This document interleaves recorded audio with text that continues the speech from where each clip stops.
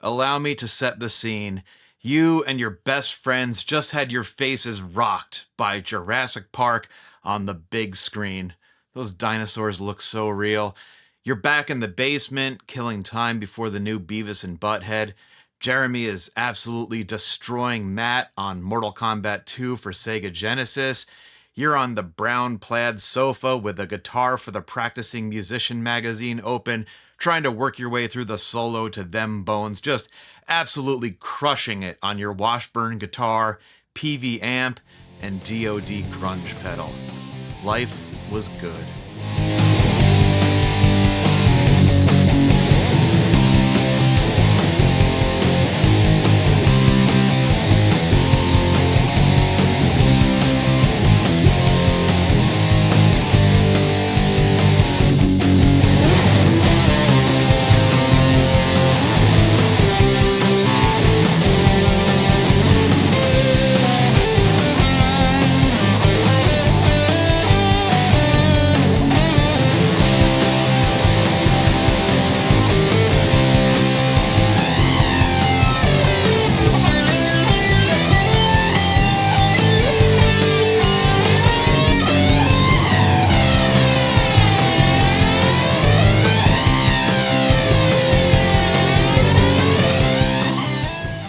Let's unpack what we listened to there. The main riff is a Fender Strat on a bridge pickup through the grunge pedal, and all by itself, it sounds like this.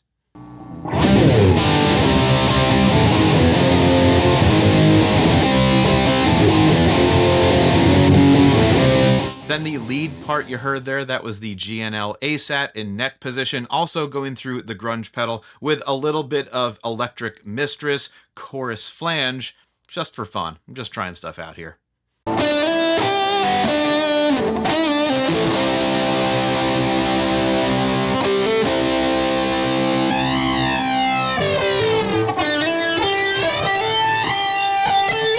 Alright, basics first. This is a distortion pedal. It is a symmetrical, hard clipping distortion pedal, to be specific, and you can see that right here in the schematic where there's two matching diodes going directly to the ground. But that should really come as no surprise when you compare this clean tone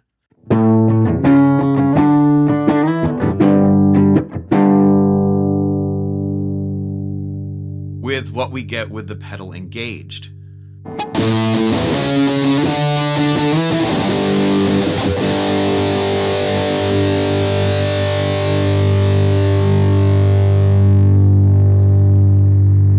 All that gain, even at 50%, means we're looking at a pretty clipped and compressed signal. It's just an unconscionable amount of gain and this wall of overtones, which can be a whole lot of fun to have at our fingertips.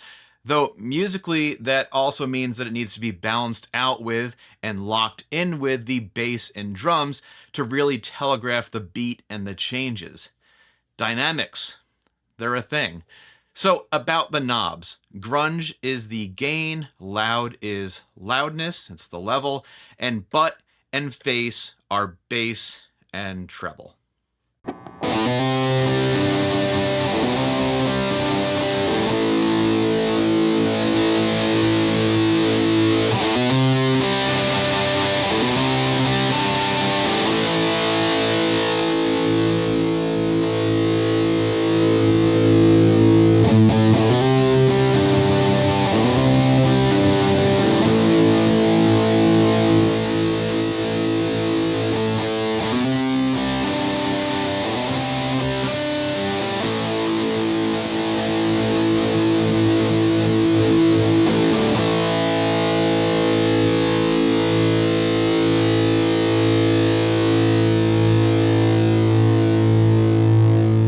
Now, about that grunge knob, there's some fall off when you bury it all the way counterclockwise, but it's always kind of doing its thing.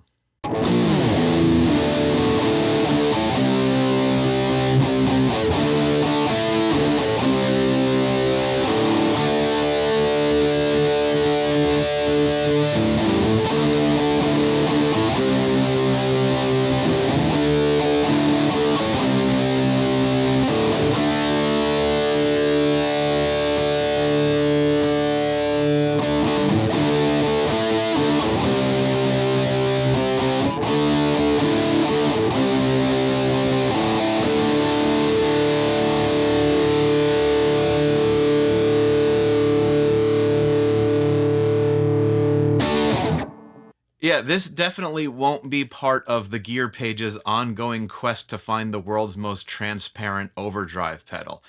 It's a 4-knob distortion pedal, like literally hundreds that have come before and after it. But here's the thing. If your music store was anything like mine, then there was always the shelf with all the Boss pedals. It was all clean and well lit and right there in front of you. And then underneath it or off to the side, there was the island of misfit pedals. And it always seemed like DOD pedals were mixed in there with the others. It was a real Transformers GoBots situation.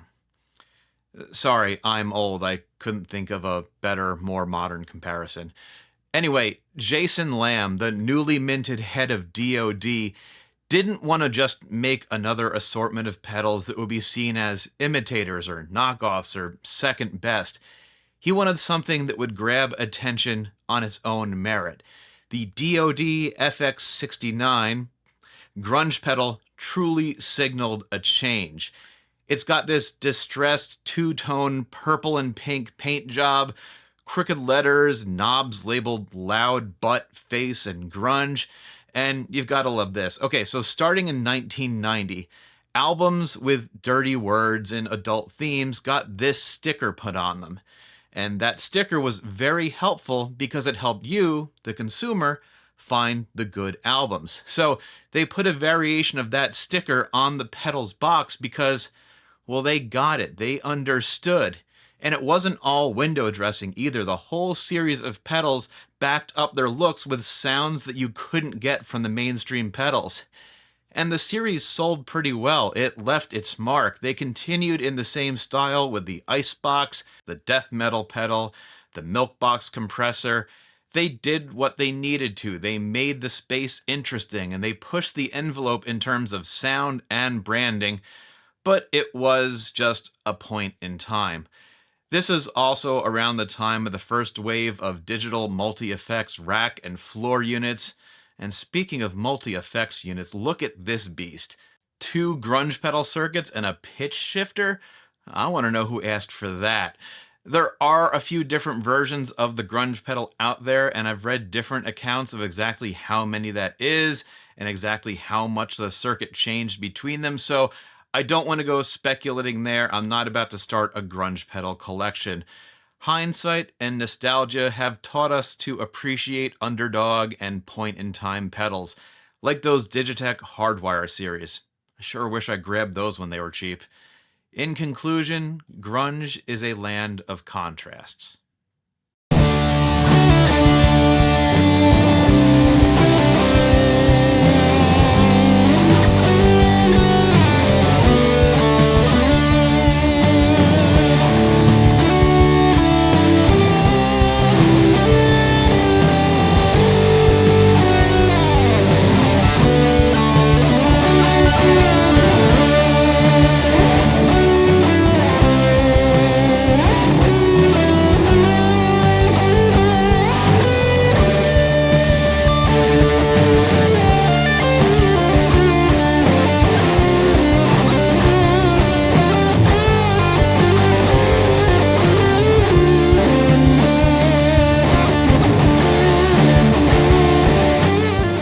There were a couple of guitar parts in there. First, the chords chugging along through the Gibson Les Paul, neck position through the grunge pedal.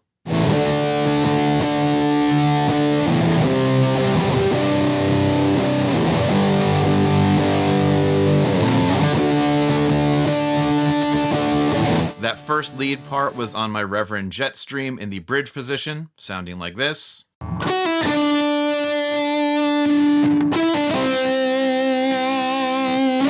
And then I mixed it up a little bit and added some delay from this Caroline Kilobyte.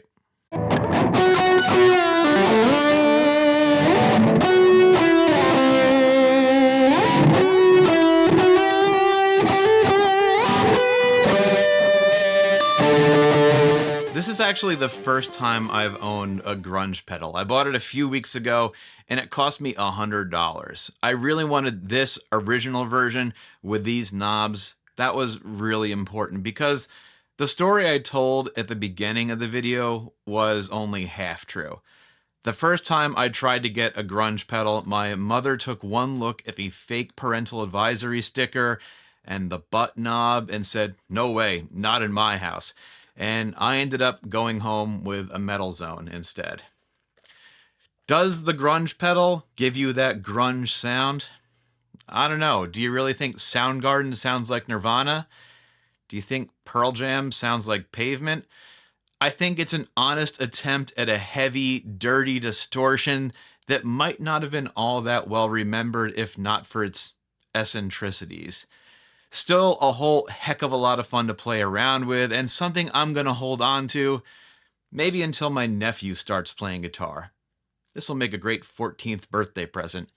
Until then, make sure you're subscribed, keep playing, and tell me how close I got to describing your teenage years in the comments down there, and I'll catch you on the next one.